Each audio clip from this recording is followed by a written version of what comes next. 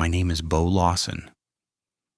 I was 36 when this started, working as a park ranger in the Texas Hill Country and taking extra ranch hand shifts on the Morales spread because my father's cardiology bills did not care what my county salary looked like.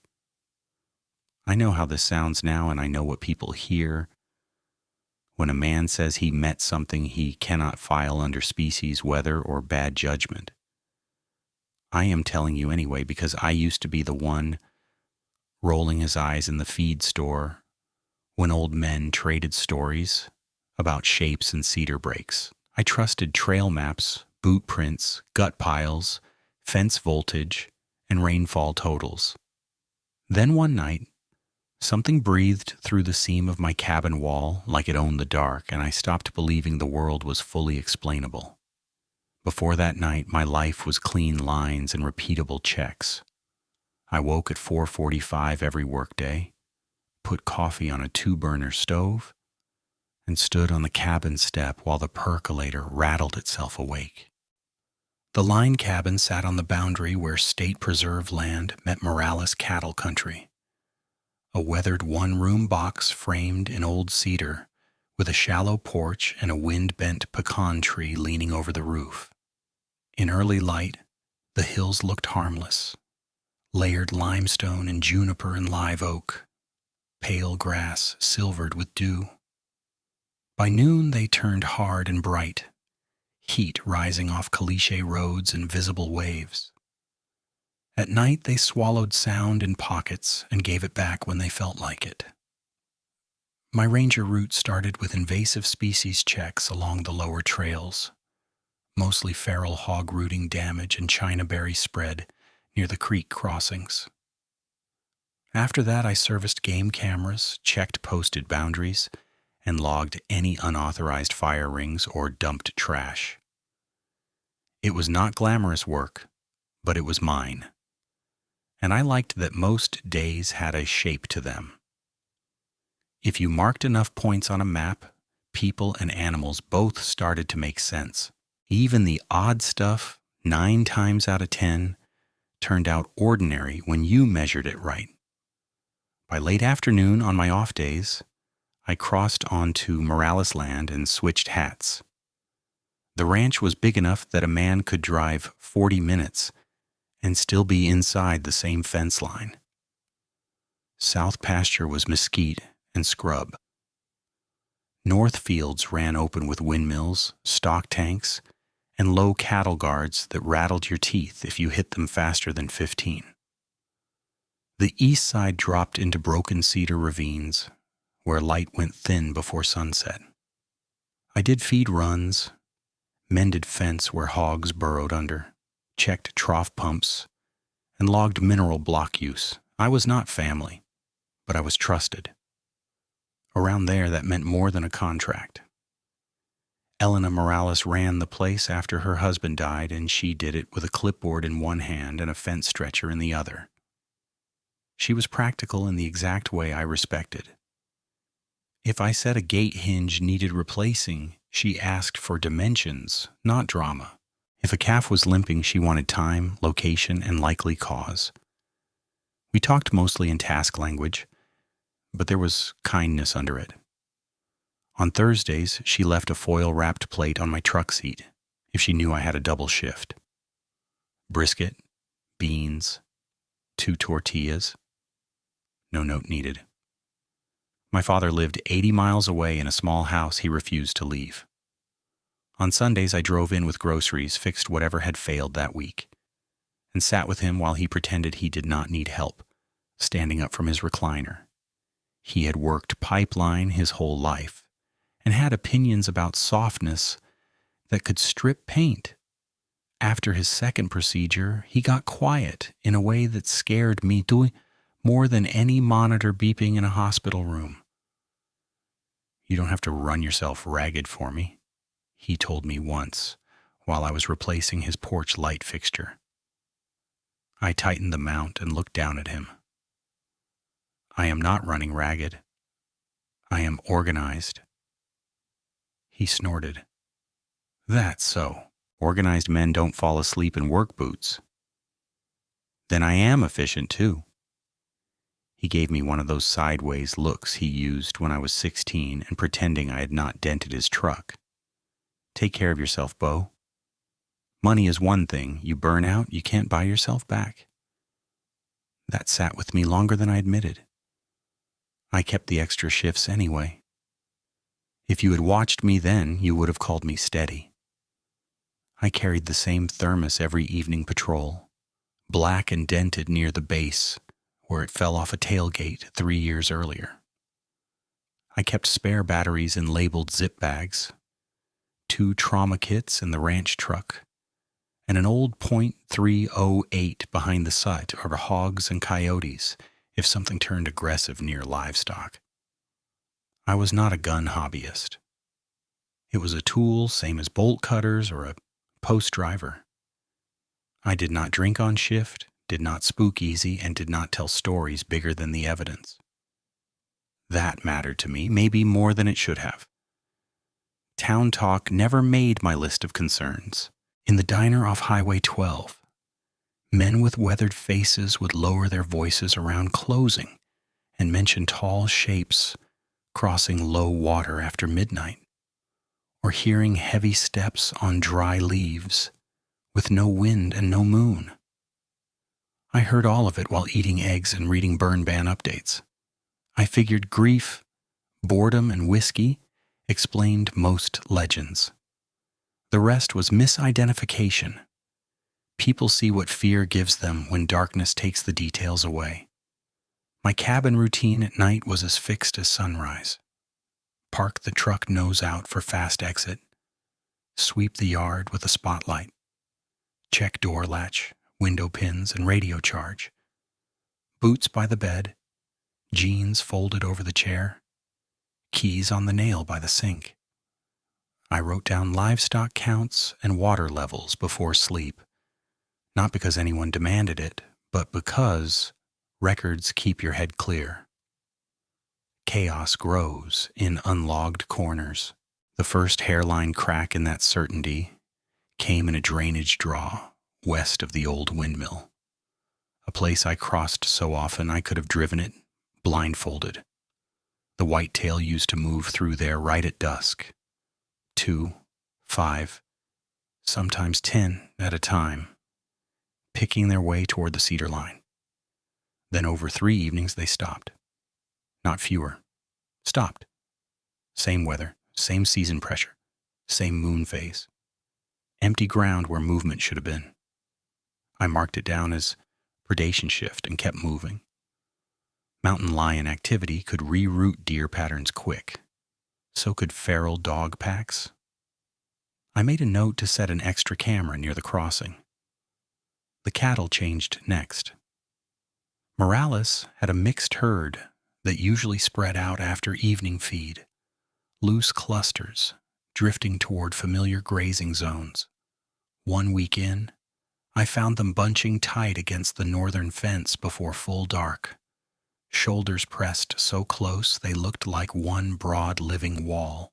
Even the older cows that normally wandered off stood packed in, heads high, ears fixed toward the cedar breaks. I killed the truck engine and listened. No calls from calves, no hoof shuffle beyond the tight group shifting weight. Just that strained, waiting stillness you see before a thunderhead breaks, except the sky was clear and the barometer steady. I stepped down and walked the line with my flashlight. Fence was intact. No recent breach, no snagged hide, no drag marks. One heifer flinched when my beam crossed her flank and backed hard into the wire. That was unlike her. I knew that cow by ear tag and temperament, both. At the dog run behind the equipment shed, the ranch dogs gave me my next warning, and I ignored it, because men like me build lives on explanations. Tuck and Raina were healers with more grit than sense, animals that would chase hogs twice their size and come back looking proud of bad decisions. After sundown, they stopped leaving the porch. They stood at the threshold with paws planted, ears pinned flat, staring into the cedar as if waiting for permission from something out there. I clapped, whistled, used their names. Tuck whined low in his throat and pressed against my leg but wouldn't step off the boards. By the second week of September, my patrols began crossing pockets of silence that made my scalp tighten before my mind caught up. In one stretch near the south tank, the cicadas cut out mid-stride like someone had thrown a switch. No frogs from the seep below the berm, no nightjars. Then 30 yards later, full sound again. Normal insect wall, normal frog calls, everything back. I tested that patch 3 nights in a row, same result. Silence in a rough oval, maybe 40 feet across, then sound returning outside it. The smell arrived with the silence and then started showing up without it.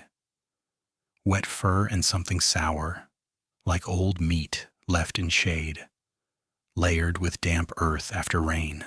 It would hit all at once in still air and vanish. The second wind came through. I told myself, dead feral hog in brush. I told myself bacterial bloom near stagnant water. I told myself a lot of things that sounded good until they failed repeat testing. One night after a light rain, I found tracks in caliche mud by the service road that loops behind my cabin. The print was long, longer than my spread hand, with deep claw impressions angled forward, hard enough to punch through the soft top layer into packed ground below. Heel shape was narrow, not broad like a bear.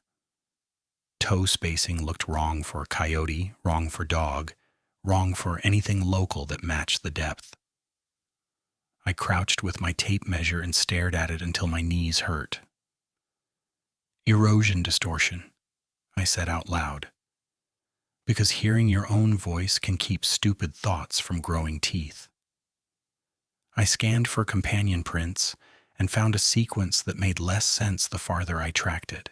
2 impressions that suggested a bipedal stride, then a shift into 4-point contact for several yards, then back to 2. The spacing changed with each pattern, but the depth stayed heavy. Whatever made it carried real mass. I bagged photos with scale markers and cast the cleanest print in plaster from my field kit. Procedure calmed me. Coordinates, timestamp, weather, substrate, direction of travel. If you can document it, you can solve it. That was the rule. The next morning I pulled camera cards and scrubbed timestamps frame by frame. Deer, raccoon, 1 feral hog sounder, 2 false triggers from grass movement, nothing matching the track dimensions. I checked clock drift on the units, battery levels, sensor angles, all normal. I replaced 2 cards anyway and repositioned a camera to cover the drainage crossing.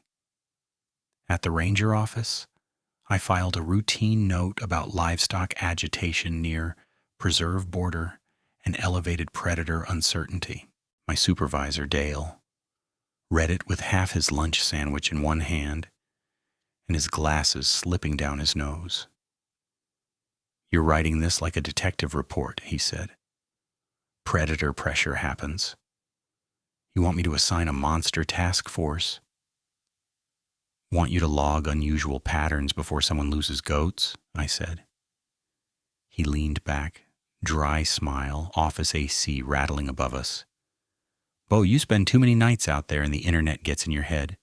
It's cats, hogs, maybe a big stray dog. Go home and sleep."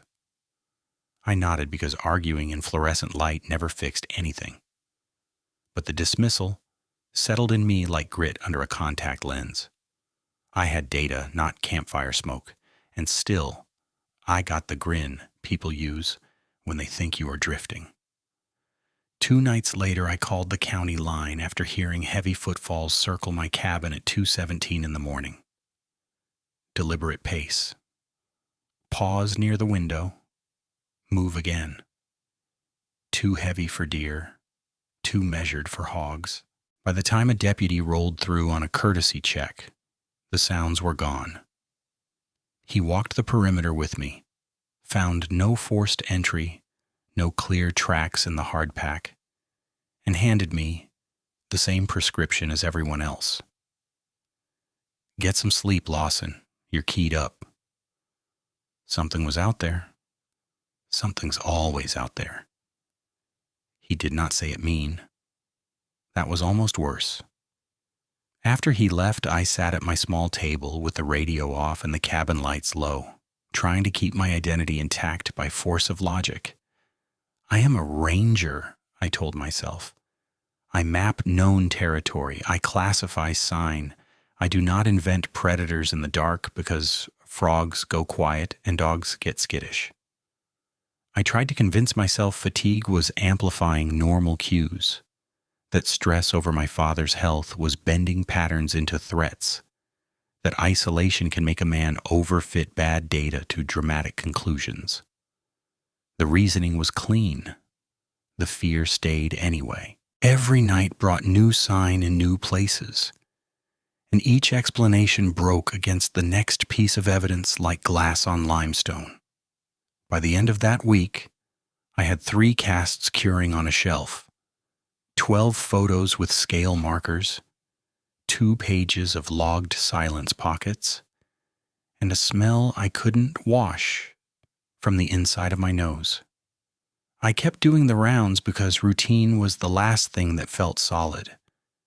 But when the sun dropped behind the ridges and cedar shadows stitched the pastures together, I started checking the tree line first, then the fence, then my own reflection in the truck window, like I expected to see somebody standing just beyond it, watching me count what could still be counted. That night, I made one change to routine and hated myself for needing it. I moved the truck from its usual spot and backed it tight to the porch steps so I could go door to seat in 2 strides. Then I set a second spotlight on the windowsill and angled it toward the cedar break east of the cabin. It felt like admitting fear out loud. I told myself it was just risk management, no different from carrying 2 spare tires on a remote route. But my hands moved faster than normal, and I checked the same latch twice without meaning to. The hills held heat after sunset, and the cabin walls gave it back in shallow waves that smelled like dust and old wood glue. I sat at the table with my logbook open and listened to night settle in layers. First, the wind eased. Then the cicadas rose. Then somewhere far down the draw, a calf called once and went quiet. At 9:42, both dogs at the equipment shed started a low warning growl that carried clear through still air. Not barking, not challenge, just that throat-deep vibration dogs use when they know the distance between them and trouble is shrinking. I killed the lamp and went outside with the handheld light, keeping my boots on gravel so I could hear anything moving through grass. The beam swept fence posts, mesquite trunks, the rusted gate chain, and for a moment everything looked almost normal. Then the smell hit, stronger than before, wet fur and sour rot, with a metallic edge like hot coins. It sat in one narrow band along the east side of the yard. 2 steps left, it faded. 2 steps right, it came back hard enough to sting the back of my throat. Territory lines. Invisible, but real. I followed the scent band 30 yards until it crossed the service road, and there I found fresh impressions pressed into damp dust where no vehicle had passed since noon. Long footprints with deep claw cuts, parallel gouges at entry and shallow drag at exit, as if weight transferred from a high stance to a lower one mid-stride. The spacing between tracks stretched wider than my own step by half again. I measured anyway, called out numbers in a steady voice for the audio note on my phone, and planted scale tabs for photos. Procedure gave me a framework when my nerves were trying to sprint. The next sign came at the north pasture fence. One steel T-post was bent 5 degrees inward from the ranch side, not sheared, just leaned, as if something heavy had shouldered it without hurry. The wire between that post and the corner brace had 2 strands bowed and one snapped clean, not with the frayed twist hogs usually leave when they root under.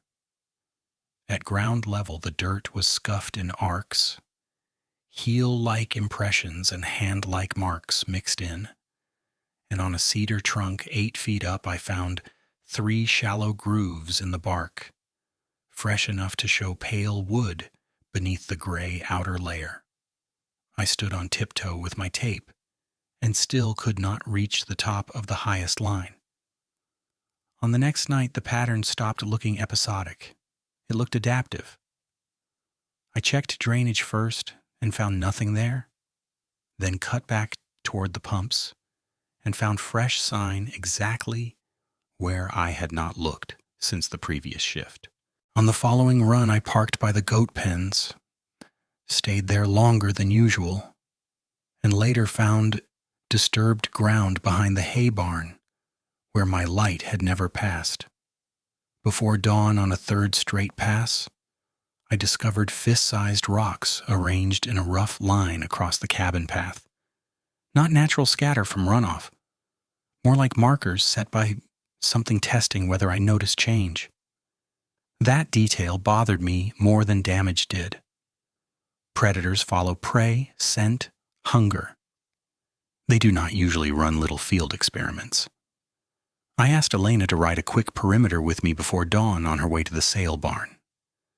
We bumped along the eastern fence in gray light while she drank coffee from a thermos older than mine. When I showed her the bent post and bark grooves, she squinted, stepped down, and ran her fingers over the wood fibers. "Could be a cat stretching up," she said first, then looked at the height and exhaled through her nose. "No, not that high. Maybe 2 things happened here." "Maybe," I said, "but the track set by the road matches this line." She watched me for a beat, reading whether I had crossed from cautious to spooked. "I believe you saw something. I also need this ranch running. We add lights on this stretch and pull calves from that corner at dusk. You keep logging. No hero stuff." "No hero stuff," I said. It was a practical exchange, maybe 80 words total, and it helped more than sympathy would have. She did not laugh. She did not call it folklore. She adjusted operations and treated my data as operational input. That kept me moving. That evening, I expanded documentation like I was building a case file for a board that would never meet. I mounted 2 additional trail cameras at shoulder height instead of knee height, angled one across the silence pocket by the south tank, and buried magnetic driveway alarms along the cabin approach where brush funneled movement. I dusted the rear window frame with chalk powder to catch contact, strung fishing line with aluminum tags at shin level around the porch, and tested fence voltage at 6 points every night. All readings landed where they should, but something kept passing through the perimeter without tripping what should have tripped. The failures were not random. Camera 1 captured a normal sequence until 1:13, then 4 minutes of black frames despite full battery and no error code, then normal again. Camera 2 recorded 2 deer, then a frame where both were mid-step with heads snapped toward the same off-screen point, ears locked, and the timestamp jumped ahead 11 seconds with no transition.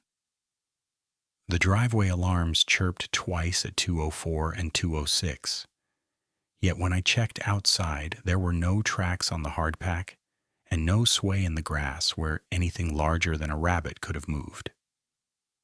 Technology did not collapse all at once. It skipped in narrow windows, like static in a clean radio channel. I kept trying ordinary explanations because that is how you stay functional in the field. escaped exotic from a private game ranch, wolf-dog hybrid with severe mange-altering silhouette, black bear wandering down from farther north despite no recent confirmed sign in this county, a person in a ghillie suit playing a sick game and strong enough to lean steel posts. Each theory had one piece that fit and three that did not. The two-legged to four-legged gait change broke the bear model. Height broke the dog model. Speed and silence broke the person model. I wrote all of it down anyway because being wrong on paper is still better than being vague in your head. Just after midnight on the next full loop, I made a final stop at the goat pens before turning in. The moon was a thin smear behind high cloud, enough light to show fence lines, but not enough to trust depth. Goats were restless, packed away from the east rail, eyes white-rimmed.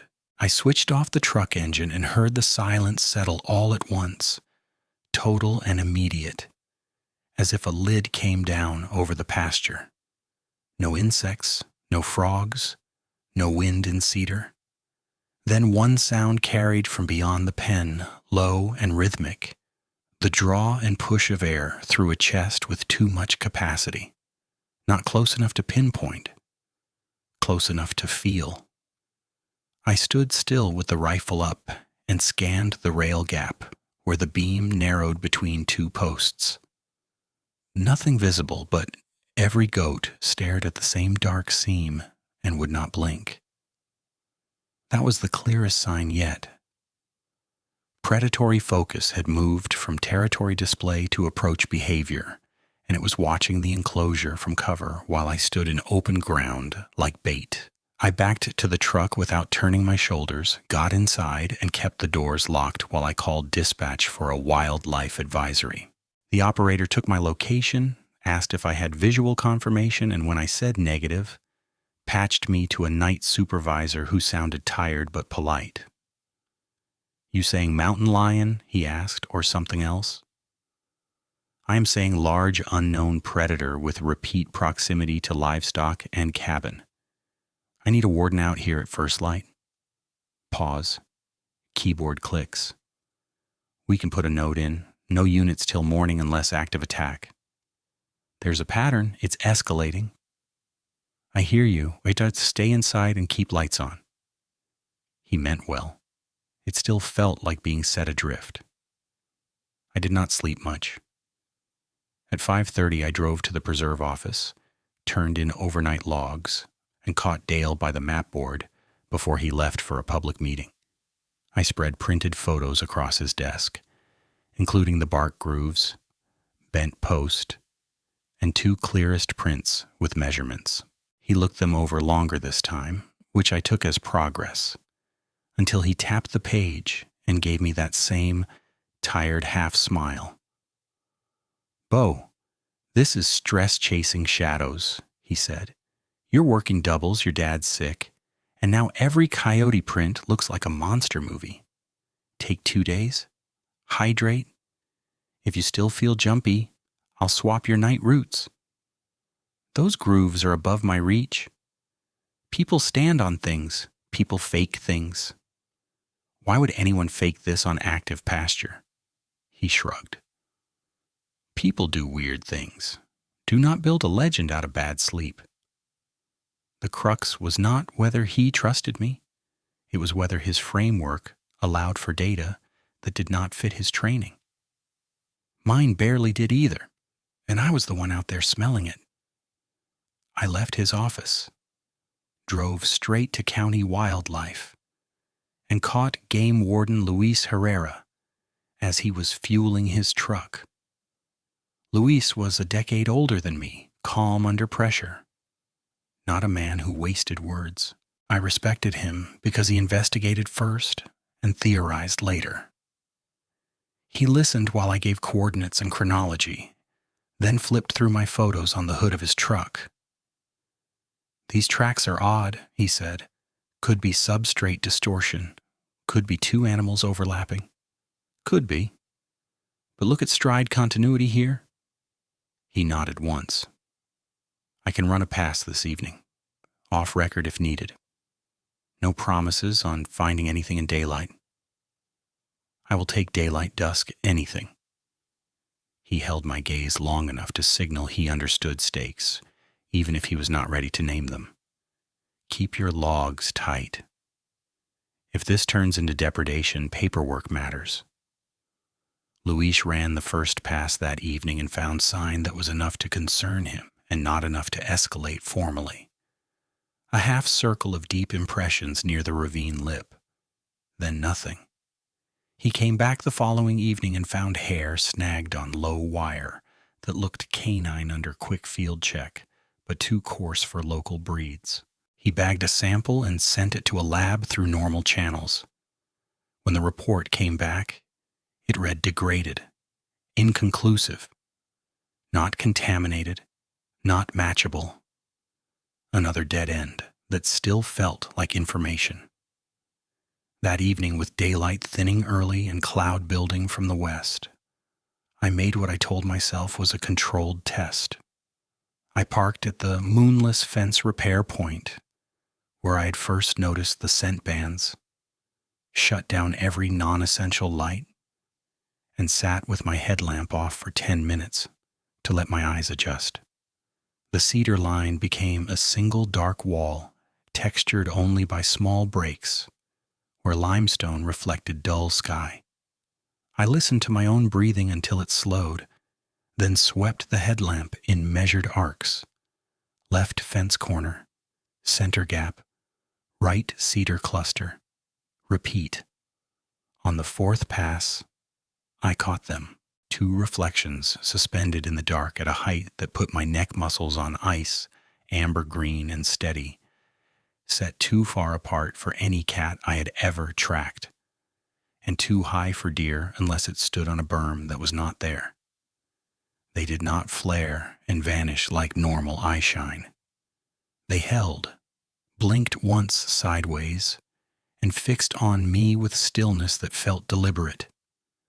I snapped up the rifle-mounted light to lock position and identify shape. The beam hit trunks, brush, and empty air. No crash through leaves, no branch snap, no retreat noise at all. Just absence, where presence had been. And then from somewhere near my left shoulder and several yards back, where nothing should have crossed unseen, that damp bellows, breathing again, close enough to rough the hair on my arms. I kept the light moving and reached the truck one careful step at a time, because in that moment I understood with total clarity that I was not tracking a confused animal wandering through ranch country. Something predatory was tracking me back. I eased the driver door open without taking my eyes off the cedar line, slid in, and locked all 4 doors, even though the old ranch truck locks stuck in damp weather and made a loud metal snap when they caught. The cab smelled like coffee grounds and hot vinyl. My pulse was hammering high in my throat, sharp enough that I had to force my breathing into counts to keep my hands usable. I set the rifle across my lap, swept the mounted light through the windshield, then through both side mirrors, then over my own shoulder inside the cab like a fool, half expecting to find something crouched in the back seat. Nothing. Just darkness and my own beam cutting dust. The breathing came again. One long draw, one controlled release. This time from somewhere behind the truck bed. Not rushed. Not winded. Patient. I started the engine. The old V8 turned once, twice, then caught hard and roared louder than I wanted. Headlights flooded the fence line in pale yellow, and for a second I thought I saw movement at the edge of the beam, a vertical shift, like a person stepping back from a doorway. Then it was gone. No brush crash, no hoofbeat, no coyote sprint. Gone in a way that made my skin crawl because it meant either I was wrong about where it stood or it could move faster and quieter than anything I had field experience with. I drove the quarter-mile to the cabin with the high beams on and the spotlight running from the window mount, sweeping left and right until my shoulder cramped. When the porch came into view, I saw both ranch dogs at the equipment shed, pressed flat against the boards, staring past my headlights toward the same tree break, where I had seen the eyes. They did not bark. They did not even whine. They just tracked that darkness like there was a line there they could not cross and did not dare test. Inside, I shut the door, dropped the crossbar in place, and stood with my back against the cedar planks, listening. The cabin had always sounded small at night. Refrigerator hum, boards ticking with temperature shift, wind under the eaves. That night, every noise felt diagnostic, like I was sorting harmless sounds from fatal ones by ear alone. I moved through the routine anyway because routine kept panic from becoming useless. Window pins checked, radio on charge, sidearm loaded on the table, go bag at the rear window. I logged the encounter in block letters so hard the pen cut the page. Eye shine at estimated 7 feet plus. Color amber green. Lateral blink observed. No body confirmation. Breathing source non-localized. Near field high volume. At 1:08, the first driveway alarm chirped. Not the two-tone false ping I got from rabbits. A full alert. I killed the lamp and stayed still. 30 seconds later, another chirp came from the unit I had buried near the pecan tree. Then another from the one by the rain barrel on the east side. Whatever was outside was not wandering. It was walking a line around the cabin and tripping sensors in sequence, clockwise. I called Luis Herrera because he had at least looked at the evidence without grinning. He answered on the fourth ring, voice thick with sleep, but instantly awake when he heard mine. "Bo, what happened?" I got eyes at the fence repair point, wrong height, wrong spacing, lost visual, and had close breathing behind my truck. It followed me to the cabin. My alarms are tripping in a ring right now. He did not fill the silence with comfort. He asked practical questions. Any entry attempt, any livestock distress, any clean shot? No entry yet. Dogs are frozen. Cattle are north tonight, so I cannot hear them from here. No clean body visual. Then you stay inside and keep hard cover between you and windows. I can roll, but I am 40 minutes out minimum. I looked at the thin cedar wall and hated how flimsy it felt all of a sudden. 40 might be too long if it decides to test the door. A pause, then. Do you have vehicle clear for exit? Truck is nose out by the porch. Good. If you lose wall integrity, move. Do not chase visual confirmation. Survive first, prove later. The line clicked dead after he told me to text live location and keep it updating. That exchange probably ran 90 words, maybe a little more. It sounded like two men discussing a downed fence in bad weather, and that calm tone helped me hold center. For the next hour, I watched through a 2-inch gap between curtain and frame, sweeping the spotlight in short, controlled arcs. Twice I caught reflections, and twice they vanished when the beam steadied. Not low to the ground, not weaving like raccoons. High level. Measuring distance. The second time they appeared 30 feet from where they had first shown, with no transition movement between. My rational brain kept trying to patch ordinary explanations into place. Branch fork, reflecting my own light. Owl eyes at a strange angle. Stress distortion after too many double shifts. I tried each one like a key in a lock. None turned. Around 2:17, the same time the footfalls had circled nights earlier, the outside sounds went flat. Even the wind dropped. I heard a soft scrape on the cabin's east wall, not heavy enough to be an impact, more like claws dragging slow over cedar grain to map the surface. Then silence. Then one wet exhale through the seam near the window frame, close enough that the curtain edge stirred inward. I jerked back, sidearm up, breath locked in my chest.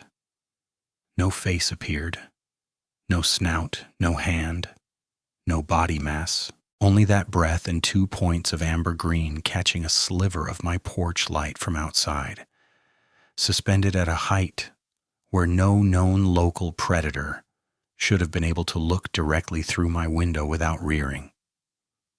I fired no shots because I had no target discrimination, and rounds through old cedar can ricochet wrong in tight spaces.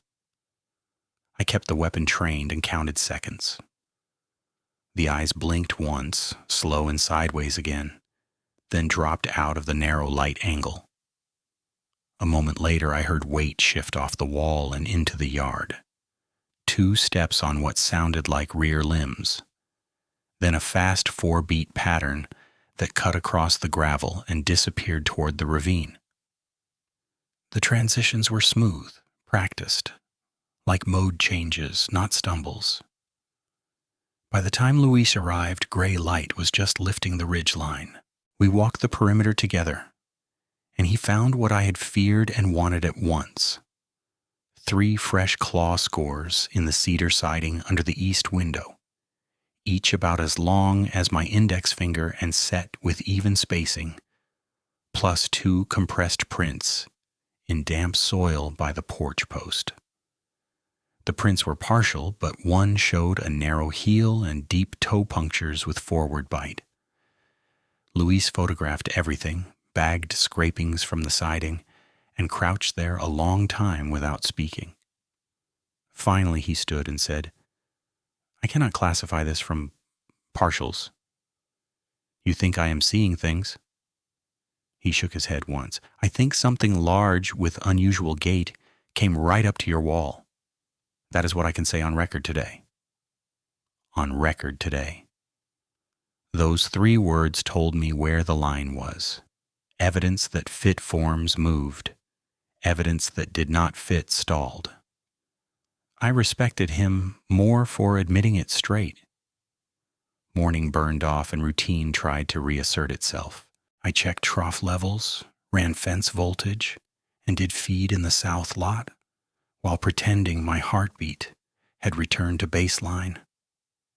It had not. Every cedar shadow looked like concealment now. Every silence pocket felt like a marked boundary. I told myself daylight would normalize perspective.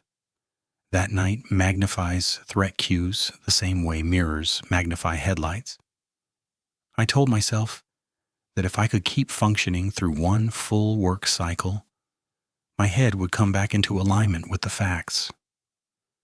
By late afternoon, cloud banks rolled in from the west, tall, dark stacks pushing heat down ahead of them. The pressure drop made the cattle uneasy. They moved early toward shelter and kept glancing upslope. Elena called from the sale barn road to say she would be delayed and asked if I could secure the upper gate before the storm broke.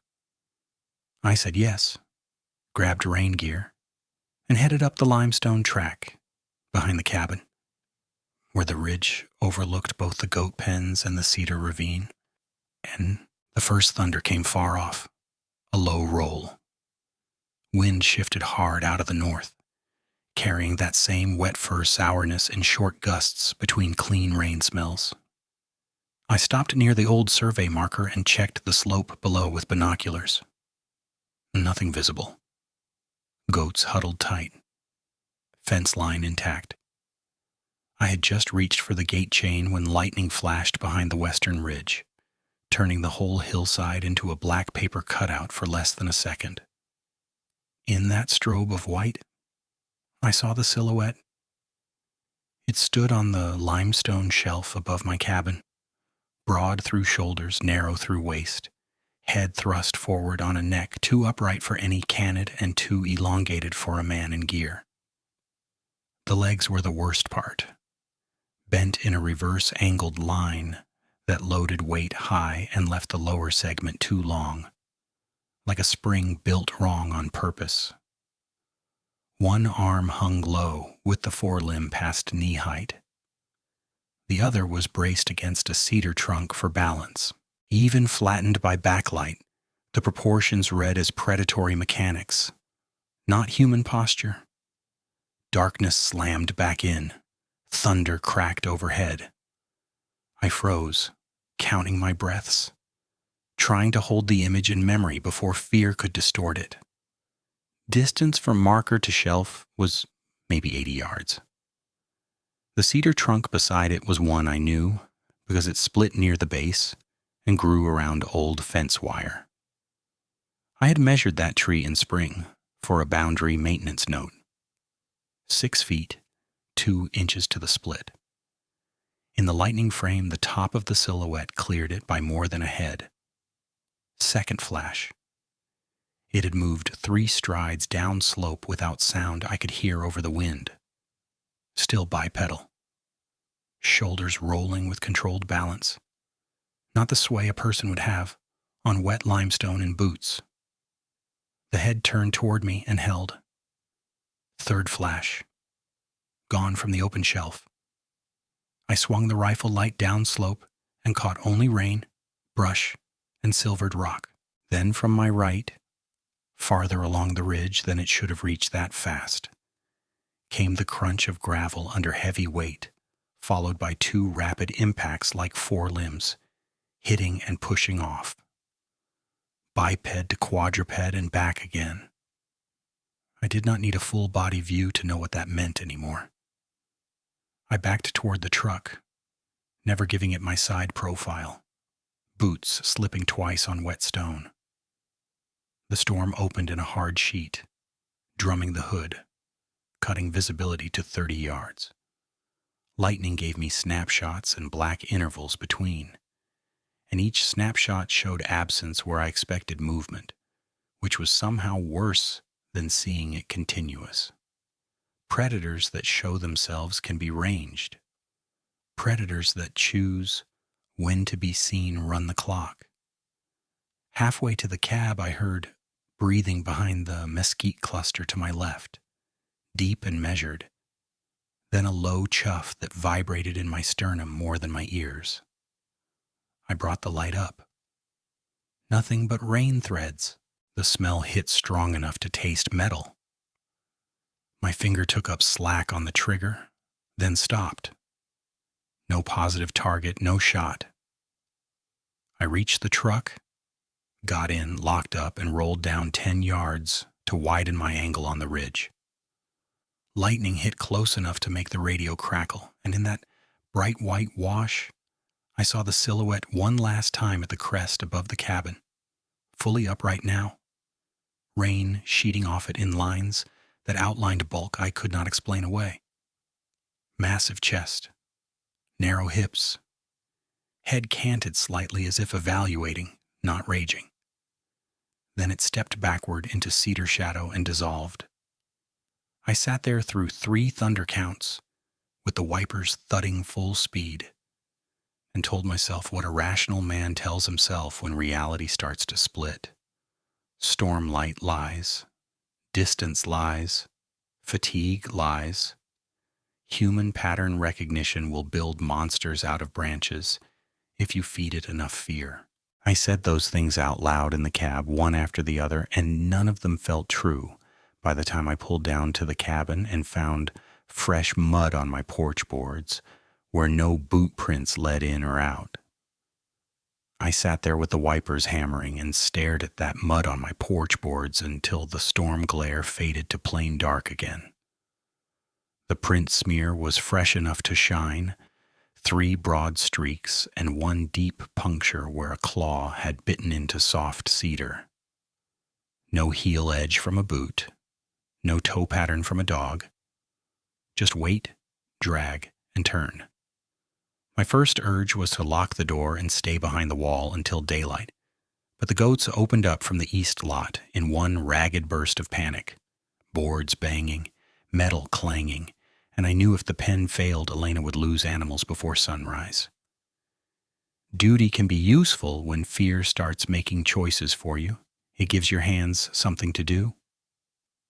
I killed the engine, listened for 5 counts, then stepped down with rifle and spotlight. Rain had thinned to a hard drizzle, enough to silver the yard and turn every shadow into a moving edge.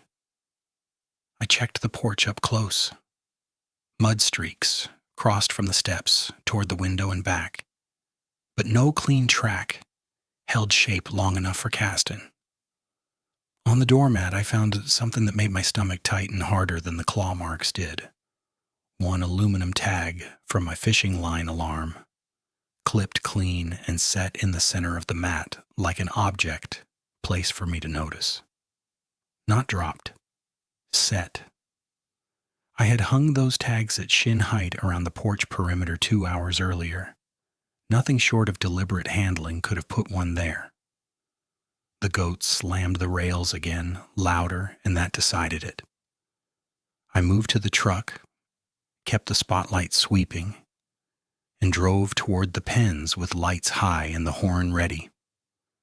The track to the east lot cuts between low cedar and a limestone hump that blocks line of sight until you're almost on top of the gate. I took it at 10 miles an hour, tires hissing in wet caliche, jaw clenched so hard it hurt.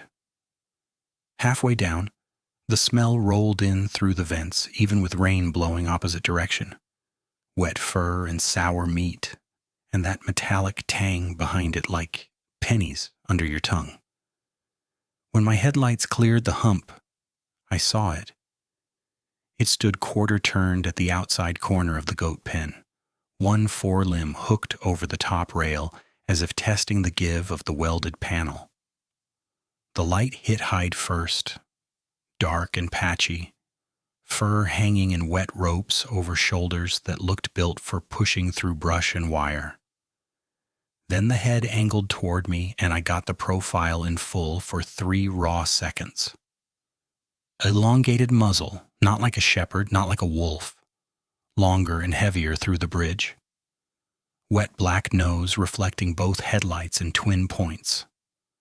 Upper lip curled just enough to show canines packed tight and dense, more ivory than white in the rain glare.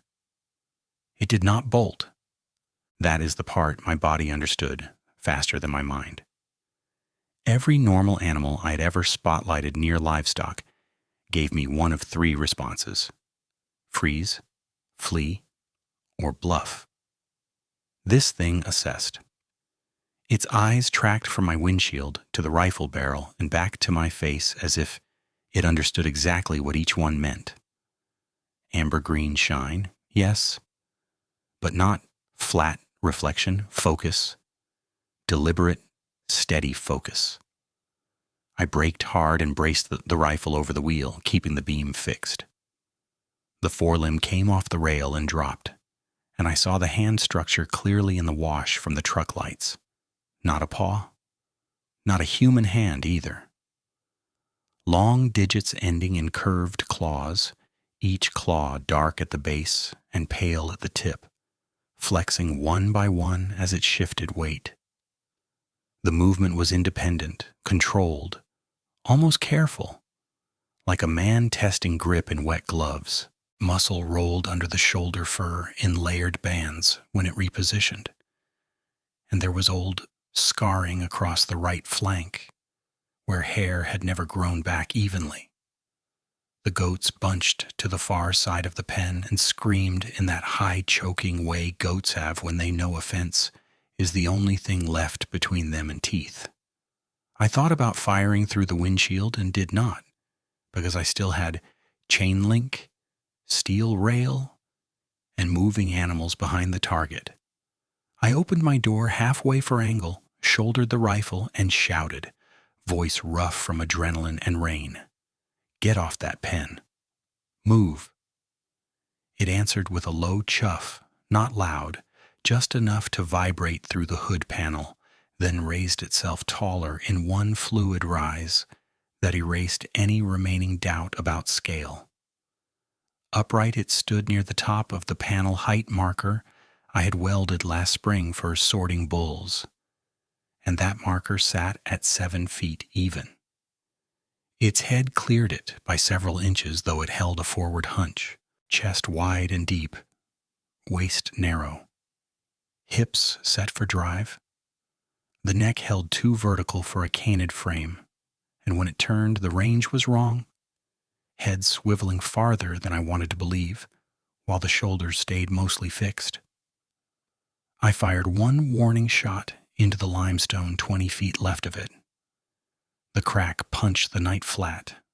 It flinched, but not backward, sideways. Tactical movement, not panic, shifting behind the corner post where my angle worsened. Then it dropped to all fours for 2 strides so fast I almost lost it in the beam, forelimbs and hind limbs hitting in a pattern that was heavy yet efficient, and rose again near the feed barrel with rain streaming off its muzzle. The transition looked practiced, bipedal to quadrupedal and back without hesitation. Primal fear is a simple thing when it finally arrives. It strips vocabulary and leaves math. Distance, cover, ammo, exit route.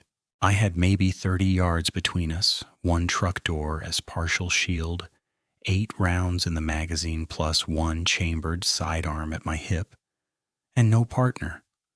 I heard my own pulse in my ears and still caught the bellows-deep breathing from across the pen, draw, release, draw. Each cycle steady as if exertion did not cost it much. I backed into the cab, kept muzzle out the window, and eased the truck forward to widen my line along the east rail.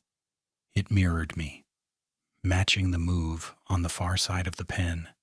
Eyes locked to mine. Every time I shifted left, it shifted right to keep the same angle through openings in the rails. Not random circling, counter positioning. It knew I was trying to cut off access to the goats, and it adjusted in real time. "Come on, then," I heard myself say, voice thin and angry. "Come to me." That was not bravery. That was me trying to pull it away from livestock by making myself the easier problem to solve. For 1 second it bared its teeth fully, gums dark, canines thick, lower jaw wider than any local predator should carry. Then thunder rolled close overhead, and the goats surged as a group, slamming the panel so hard the hinge post rang. The thing glanced toward that motion, gave 1 short huff, and sprang backward over a low interior divider with a single bound. It landed, absorbed impact through those reverse-bent legs, and vanished behind stacked hay bales at the pen edge. I hit the horn, flooded the lot with high beams and spotlight, and drove a tight arc around the pens. No body and beam. No retreat crash through cedar. Just rain. Steam off the hood. And goats, panting in a knot so tight they looked welded together. On the outer fence line, I found where it had crossed. Top wire pushed down, 1 cedar stay split, and fresh mud thrown in a fan pattern toward the ravine. Stride length too long for any dog and too narrow in heel for bear. I snapped photos with scale card while my hands shook hard enough to blur the first 3 shots. At 11:58, I called Luis from the truck with the engine running and the doors locked. "I got visual," I said. "Partial but clear. Goat pens east lot, upright height over 7, maybe closer to 8 with posture change. Hand-like forelimbs, independent claw flex, muzzle elongated, deliberate tracking behavior. It tested the rail." He did not argue. "Any injured stock?" "Not yet. Fence damage, panel impact, crossing sign fresh. You safe right now." "In the truck, moving back to cabin." "Do that. Lights on full, no outside checks alone. I am en route now, but weather may slow me. Keep recording everything you can without leaving cover. I am past recording for curiosity, Luis. It watched me like a person. A short pause. Rain hitting my windshield and sheets. Copy. Survive first. We sort labels later. I drove back with every light I had and parked nose out again. The moment I cut the engine, I noticed another wrong detail. My porch flood had been on when I left. Now it was off. Breaker had not tripped. The cabin interior still glowed from the kitchen lamp. I stepped up, rifle shouldered, and found the bulb intact, but unscrewed 3 turns, set gently in the socket, so it looked normal until power failed contact. I had tightened that bulb myself yesterday with pliers because the threads were worn. Wind could not do that. Rain could not do that. Inside, the table looked untouched at first glance. Then I saw my logbook. I always left it square to the table edge, pen clipped at the top. Now it sat open to the page with the first eyeshine entry, and a wet smear crossed the margin where my name was written. The pen was gone. So was one of my gloves from the chair back. I checked the floor, under the cot, under the stove. Nothing. The rear window latch, which I had set before the storm, hung open by 1 notch. No sign of forced break. No shattered glass, just that latch shifted. I did not like what my mind did with those facts. I told myself maybe I had rushed out and left the latch off. Maybe I knocked the logbook when I grabbed the go bag. Maybe the pen rolled and I missed it. I tried to convince myself of each point because the alternative was that something had stood in this room or reached through an opening and selected objects linked to me. Not to food, not to shelter, to me. At 12:26, while I was checking the rear sill with the spotlight, the driveway alarm by the pecan chirped once. Then the alarm by the rain barrel chirped. Then the one near the truck bed. Clockwise, same pattern as before. A ring tightening. I moved to the front window and scanned low first, then high. Nothing in the beam until I lifted to the fence line by the old windmill. There, at shoulder height on a post 15 yards out, hung my missing glove. Not torn, not chewed. Hooked over the top staple like somebody had set it there while making a point. The realization came cold and complete. This was not an animal blundering into human space and reacting to noise. It had watched my routine long enough to learn my paths, my lights, my blind spots, my response times. It had stood at my wall, circled my cabin, tested my porch, approached my livestock. And now it was moving my things as signals. I was not dealing with random overlap in territory. I was inside its decision-making loop. I texted Luis my live location again and added 1 line. It is targeting me now. He replied 30 seconds later. Stay hard inside. I am 12 minutes out. I kept every light on, dragged the metal tool chest against the rear window, and took position where I could cover the door and both side walls. Minutes stretched, each one measured by rain runoff and the tick of cooling engine metal outside. The alarms stayed silent for almost 5 full minutes, and that silence was worse than movement because it meant repositioning. Then I heard it from the east wall, close enough that cedar grain carried it like a drum skin. 1 scrape. 2. A slow drag of claws testing seams between planks. I held the rifle steady and forced my breathing into counts again, but my hands still trembled at the edges. Something bumped the wall once, light but deliberate. Then came a deep inhale through the crack by the window frame. Damp and heavy, the same bellows rhythm I had heard by the pens, now at arm's length through cedar no thicker than my thumb. The scrape stopped, and for 3 seconds the only sound was rain ticking off the porch roof. Then the wall jumped under a blunt impact that shuddered through the studs and rattled a coffee mug off the sink. I did not fire. I held my sight line on the seam and listened to that breathing pull in and out, wet and steady, so close I could track each cycle by the way the curtain edge trembled.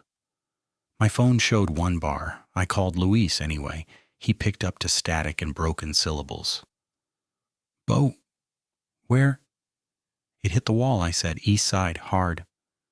I do not think this cabin holds if it commits." A burst of noise swallowed his reply. Then I caught, "2 minutes, low crossing. Stay." The line died. I called county dispatch next. Got a ring. Then silence. Tried again. Failed. I keyed my Ranger handheld to the preserve repeater and got nothing but storm hiss, the same dead channel I heard during brush fire outages. I texted Elena 1 sentence, "Do not come to East Lot," and the message sat unsent under the spinning icon.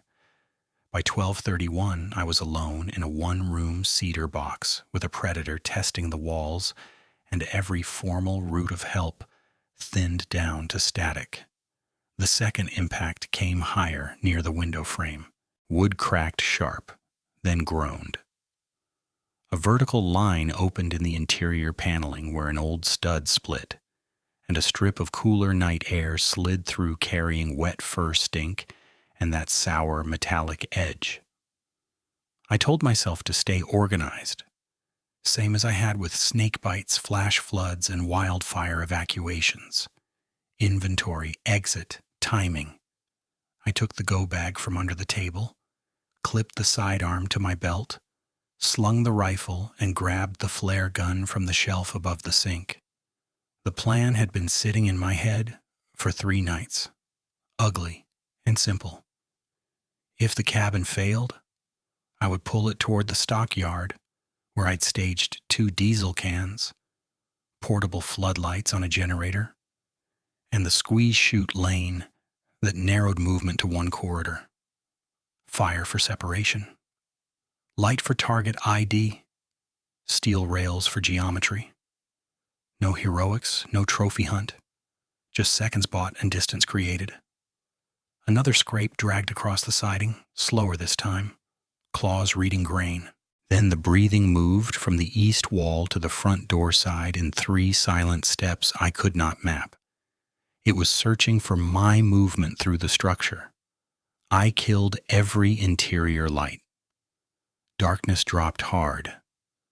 Outside lightning flashed behind cloud and gave me 1 pale snapshot of the room, then black again. I slid the rear window up, eased the screen out, and listened. No alarm chirps, no goats, no insects. Only rain runoff and that deep inhale now near the porch. I went out feet first, lowered myself, and landed in mud behind the cabin with my ribs flaring where the wall strike had thrown me against the table edge. I bit down and stayed low. The truck sat 20 feet to my left, nose out, keys still in my pocket. Taking it now would give me speed, but also headlights, engine noise, and a fixed path it could cut off. The stockyard sat 40 yards right through a drainage dip and a rusted gate opening. I chose the yard, half crouched. I moved along the back wall, boots placing on gravel instead of wet leaves. At the cabin corner, I risked a glance. A shape detached from the porch darkness, tall enough to blot the doorframe. It had 1 forelimb braced against the wall where the fresh crack showed white wood.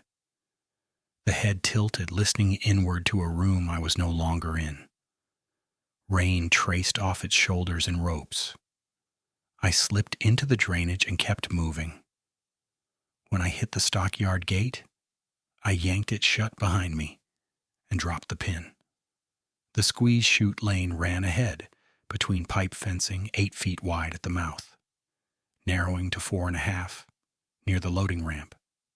I had poured a thin diesel strip across that pinch point at dusk, capped both cans, and set them back from the line. The generator sat under a tin lean-to with one pull start and two switches taped in the on position. I had rehearsed this in daylight. At night with shaking hands, it felt like trying to thread wire in a crosswind. I pulled once. No start. Pulled again. Engine caught with a cough and climbed to a rough idle.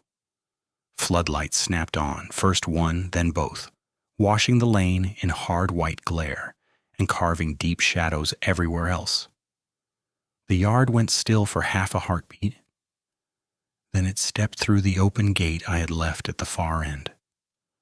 Full light hit it, and whatever doubt I had left burned out in one instant. It stood upright first, roughly 8 feet in the floodlights, with a forward hunch that made the shoulders look even broader. The chest was barrel deep and heavily muscled, fur matted flat by rain except where burrs clung in knots along the upper back. Digitigrade legs, loaded beneath it, high hock, long lower segment, built for spring and drive. The arms hung long, ending in those hand-like structures I had seen at the pen, but clearer now. 4 primary digits and a shorter inner claw, each curved, each flexing independently against wet dirt as it shifted stance. Its head was wolf-like only in outline. Up close, the proportions were wrong for any catalog I knew. The muzzle was elongated but thick through the bridge, lips tight over dense teeth that showed even at rest, and the neck rose too vertical from the shoulders, giving the skull an elevated surveying posture. One ear was torn halfway down and laid back in a ragged triangle. The other stood higher, pivoting toward sound in sharp ticks. Scars crossed the right shoulder where fur had parted into pale ridges. Fresh blood, dark in the rain, streaked one flank from an older wound, reopened by movement. The eyes were amber yellow in direct glare, not flat shine now, but focused, tracking me with a level of intent that felt like being measured for outcome. Its breathing rolled out in bellows deep cycles, each exhale fogging faint in cool rain. It did not roar. It did not posture for display. It stared down the lane at me and started forward with controlled stalking steps, bipedal for 3 paces, then dropping to all fours in one compressed motion and accelerating so fast the floodlight shadows jumped. I fired the flare gun at the diesel line. The flare struck, skidded, then took. Flame ripped across the strip in a low orange wall, not high enough to engulf the rails, but bright enough to force a check in its stride. Heat hit my face. Diesel smoke rolled upward and sideways under the rain, stinging my throat. The creature recoiled 2 steps, swung its head away, then angled left, looking for a bypass. The squeeze lane denied it. Steel rails boxed both sides, slick with water and firelight. I brought up the rifle, found shoulder line through heat shimmer, and fired once. The shot hit high near the right shoulder mass and spun it half a step without dropping it. It snapped its head toward me, teeth bared, then drove forward again through a gap where flames had thinned. Second shot. Low, front thigh on the lead leg as it launched. The impact broke momentum just enough. It slammed chest first into the left rail, pipe ringing like struck anvil, then hit the ground, rolled, and came up on all fours with one hind leg dragging for a stride before it compensated. It came anyway. Distance collapsed to maybe 12 yards. I cycled and fired a 3rd time, aiming center shoulder to turn it, not stop it cold. Muzzle flash stuttered the scene into still frames. Jaws open, rain droplets frozen around its muzzle. Claws biting mud. eyes fixed on me and nothing else in the world. The round struck, and this time it veered, not from fear but from recalculation, ricocheting its path off the right rail and using the rebound to gather. Then it did something I had not planned for. It vaulted. From a near standstill, wounded leg and all, it gathered under itself and cleared the 6-foot panel on the far side of the lane in one violent leap, clipped top wire, and landed outside the chute in a spray of mud and sparks from the diesel edge. It hit all fours, surged bipedal for 2 strides, then cut toward the cedar ravine beyond the north fence. I fired once more into dirt behind it to keep pressure as it ran. No visible effect. In 3 seconds it was at the fence line. In 4 it was over, body folding and unfolding with that wrong, efficient gait. In 5 it vanished into cedar black, where floodlight could not reach, leaving only branch whip and one fading chuff from below the ridge. Silence snapped back so hard my ears rang. I kept the rifle up, scanning rail gaps, counting breaths to 20, then 30, waiting for a second charge that did not come. The fire line shrank to broken patches and steam. My ribs were screaming now, each inhale shallow and sharp. Smoke had settled low in the lane, and every breath scratched. A horn sounded from the roadside. 2 short blasts. "Luis!" I turned and saw his unit lights bouncing through rain at the yard entrance. Relief hit me a half-second before movement at my left flank did. A dark mass exploded from shadow beside the loading ramp. Lower than before, fast and silent until claws hit metal. It was not a full return charge, more a final strike at the nearest moving target. It hit the rear quarter of my truck as I pivoted toward cover, claws screeching across the bed rail and gouging 3 deep channels through paint and steel before momentum carried it off. I threw my left arm up on instinct. One claw raked sleeve and skin from elbow to wrist. Hot and bright pain, then gone.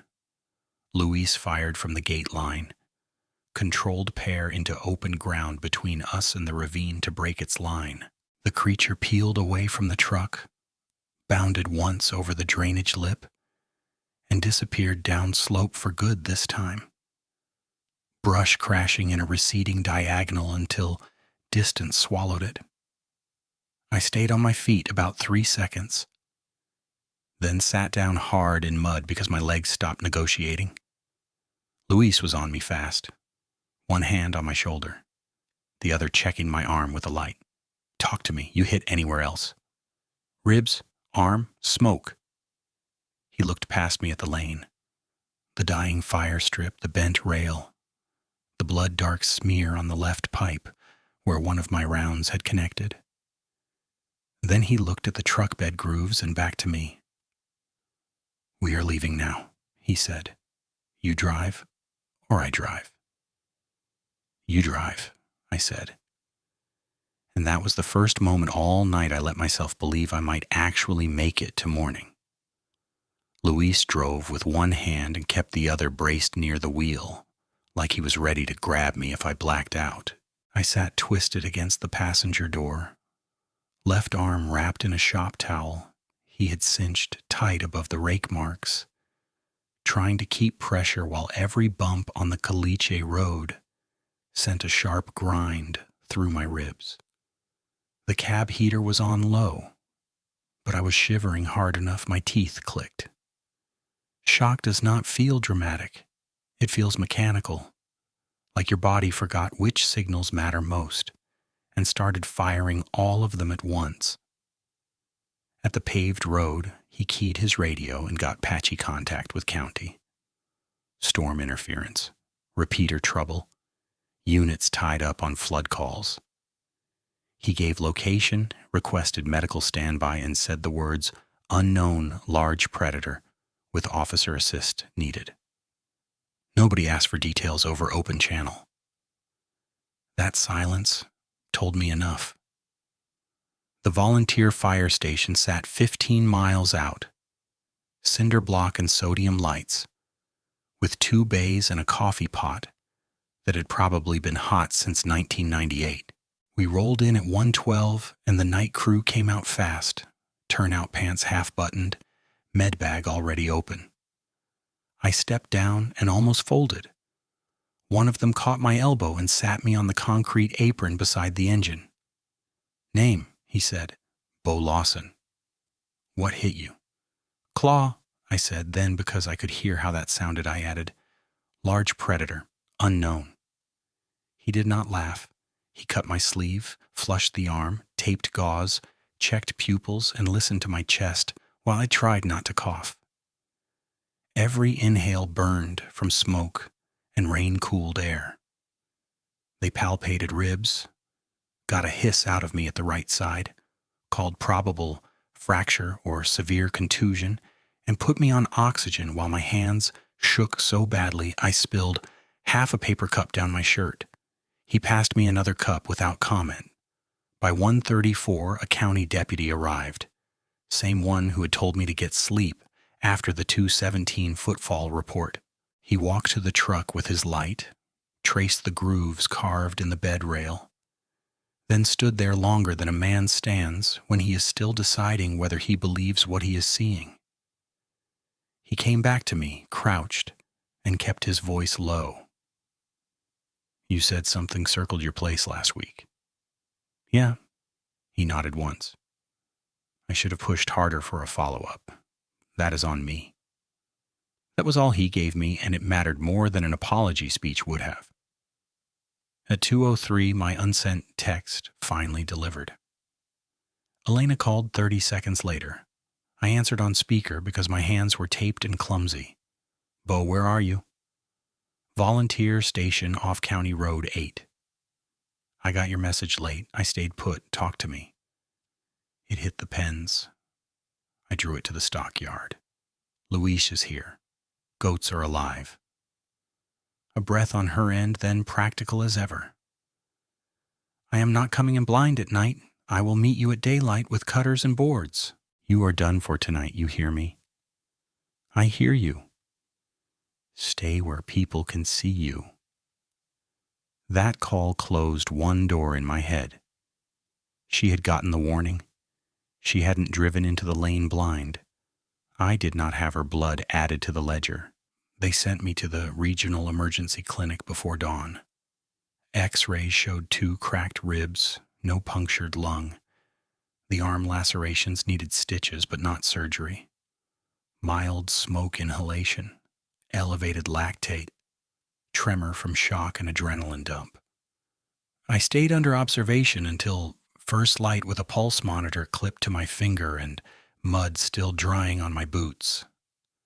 At 6:18, when the rain finally eased, Luis brought my evidence bag to the bedside chair, my torn sleeve, the aluminum tag that had been set on my doormat, and the glove I had retrieved from the windmill post before we left the ranch. The missing pen never turned up. I noted that in the log, too, because omitted details become holes people can drive doubt through. At 9 o'clock, we went back in daylight with a small team. No hero march, just measured recovery. Elena, Luis, the deputy, and me in a borrowed hard hat because the clinic had taped my own in a blood bag. The stockyard still smelled of diesel and wet ash. The squeeze lane rails were bent where it hit, paint scorched at the pinch point, and on the left pipe a dark smear had dried into a tacky streak. Luis swabbed it. He photographed the impact points, measured fence height at the jump, and tagged the truck bed grooves with scale markers. I cut out the cracked siding section from my cabin wall under his supervision and bagged it in contractor plastic. We pulled camera cards, including the 2 that had black frame gaps, and sealed them in labeled envelopes. At the preserve office that afternoon, I filed 2 reports. The first was official and conservative. wildlife incident with property damage, unidentified large predator, aggressive behavior near livestock and occupied structure, defensive discharge of firearm, no human fatality. I listed injuries, times, coordinates, and environmental conditions. I did not write 8-foot upright wolf-headed anything because I knew exactly where that version would land. It would not land in a field action file. It would land in a stress folder. The second report was verbal complete and given face-to-face to 2 people only, Elena and Luis. We sat at Elena's kitchen table with a county map open and my logbook between us. I walked them through every stage from the silence pockets to the eyes at 7 feet, the ridge silhouette enlightening, the goat pen partial, and the full floodlight view in the squeeze lane. I included the sideways blink, the biped to quadruped transitions, the moved objects, the unscrewed bulb, and the ring pattern on the driveway alarms. No embellishment, no guessing motive beyond what behavior suggested. Elena listened with her jaw set and did not interrupt until I finished. I am closing east and north back pastures, she said, indefinitely. We run cattle tighter to house fields and daylight only in the ravine lanes. I can eat that loss. I cannot eat another night like this. Luis tapped the map near the cedar ravine and finally said what his earlier pauses had held.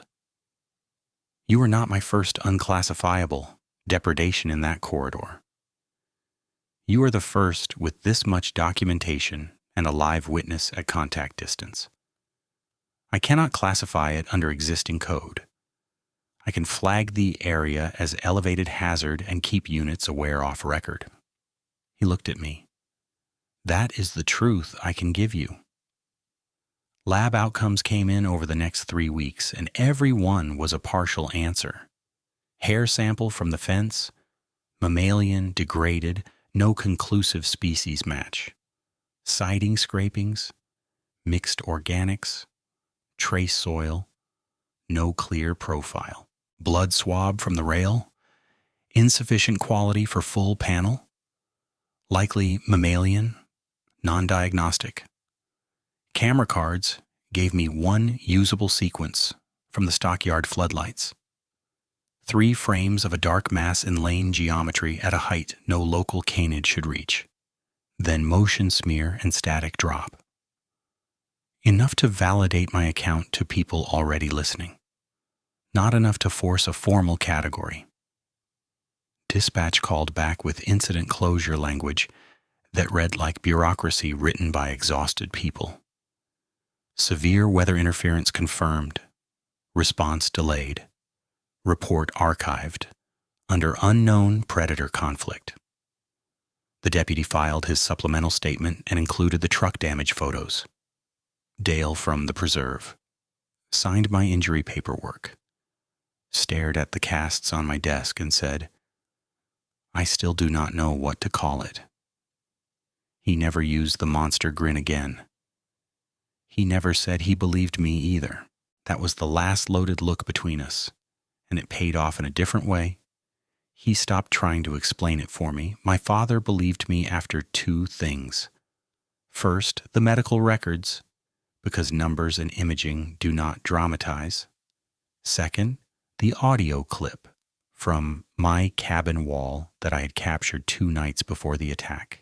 41 seconds of Cedar Creek and bellows breathing through plank seams. I played it for him in his living room with the blinds open and the afternoon news on mute. He sat still until it ended, then asked me to play it again. After the second pass, he turned off the television and said very quietly, You're not going back out there alone. We had argued for years in short, hard bursts. That day, we did not argue at all. By the second week of October, I had resigned from field ranger duty and accepted a daylight parks planning role in San Marcos. Desk maps, grant calendars, trail maintenance scheduling, public meetings before sunset.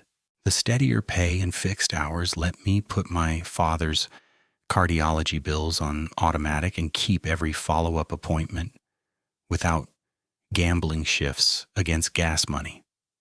For the first time since his diagnosis, that financial pressure was contained instead of steering every decision I made. I sold my cabin lease rights, moved what I owned in 2 truckloads, and left the line cabin stripped to studs where the damaged siding had been removed. Elena and I stored the physical evidence in sealed bins with duplicate labels, 3 plaster casts, cut siding sections, tagged photos, printed logs, the clipped aluminum tag, my torn sleeve, and backup drives with camera data and audio. 1 bin stayed with Luis under chain documentation. 1 stayed with me in a locked steel trunk. Nothing disappeared, nothing misplaced, nothing turned into feed store entertainment. I changed how I lived in ways a stranger would call excessive until he heard that breathing through a wall. My rental in San Marcos has reinforced exterior doors, laminated windows, motion floods on all sides, 2 cameras per approach, and battery backups tested every month. I keep a go bag by the bed with trauma kit, radio, flashlight, spare charger, and hard copies of emergency contacts. I run drills twice a month, not because panic owns me, but because procedure gives panic less room to improvise. I do not sleep in structures without exterior lighting anymore. I do not work remote nights. I do not step into cedar breaks after dark for any reason that can wait for dawn. Some people from the old office drifted off after hearing rumors. One called me unstable to a mutual friend. Another said I'd burned out and spun a predator story to justify quitting. I stopped trying to persuade them. Belief is not a jury verdict. I need to win. Elena kept in touch. Practical updates only. No further attacks on her stock after the pasture closures, but she found 2 bent posts and 1 high bark score that winter near the same ravine lip. She sent photos, then shut that gate again. Message received. I still see Luis every couple of months when county meetings overlap. We talk in plain terms. He asks if my sleep is better. I ask if the corridor has stayed quiet. Last time he said, no confirmations, no clean sign, just enough odd to keep me cautious. That is the category we live with, enough odd. I have been in therapy twice a month since November. We worked the straightforward things first. Startle response, sleep fragmentation, breathing control when wind pushes against siding at night. I still wake around 2 more often than I like, chest tight, listening for scrape patterns that are not there. When that happens, I run the routine. Sit up. Name 5 visible objects. Check camera feed. Drink water. Slow exhale to count 6. It usually passes in 10 minutes. Sometimes longer. I still function. I still work. I still visit my father every Sunday, and now he lets me replace porch lights without pretending he could do it one-handed. If you ask what I think it was, I cannot give you taxonomy with confidence. I can give you behavior, territorial mapping, boundary testing, pattern learning, selective aggression focused on one human target, tactical movement between bipedal stalking and quadrupedal bursts, high tolerance for light, noise, and injury until mobility degraded, withdrawal when wounded, constrained, and met with organized resistance. That is not folklore to me. That is a field note written in scars and steel gouges. I am not asking you to adopt my conclusion as your own. I am giving testimony from a man who built his life on measurable systems and kept measuring even when the data stopped fitting any chart he had. One predator, one night of direct contact, one narrow survival outcome. I got out. I changed my life on purpose, and I am safe now. The hills are still out there, cedar and limestone and pockets of dark that do not care what we can name. I respect them differently than I used to, and that is where my story ends.